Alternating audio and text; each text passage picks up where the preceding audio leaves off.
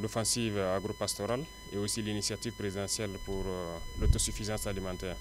Donc dans ce cadre, nous avons décidé cette année d'accompagner les producteurs. Le ministère avait déjà engagé un processus de labour gratuit de 64 000 hectares dans toutes les régions. En plus de ça, donc, nous avons décidé d'acquérir environ un demi-millier de tracteurs. Pour cette saison, il faut le dire que ces tracteurs seront utilisés pour labourer gratuitement les terres pour cette saison pluvieuse qui va commencer. L'objectif, c'est de vraiment accroître et atteindre l'autosuffisance alimentaire. J'ai invité la jeunesse, surtout vous, à vous mettre au travail.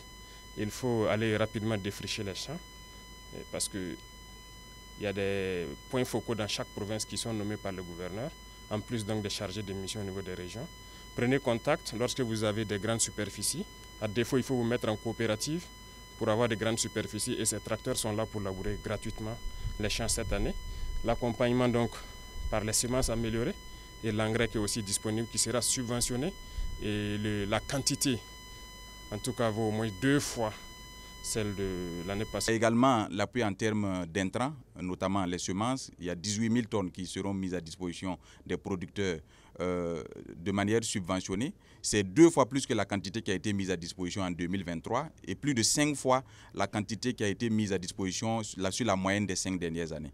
C'est la même chose pour les engrais. Nous aurons pour les engrais chimiques environ 68 900 tonnes qui vont être mises à la disposition des producteurs de manière subventionnée. Et ça également, c'est plus de la moitié, c'est plus de 2 fois ce qui a été fait en 2023 et plus de 5 fois ce qui a été fait sur les 5 dernières années. C'est vous dire que le gouvernement a consenti d'énormes efforts, d'énormes sacrifices dans un contexte difficile. Le montant total de ces efforts-là porte sur 78 milliards environ. C'est pour dire que le chef de l'État a traduit son ambition en actes réels et nous a permis de réaliser ce matériel.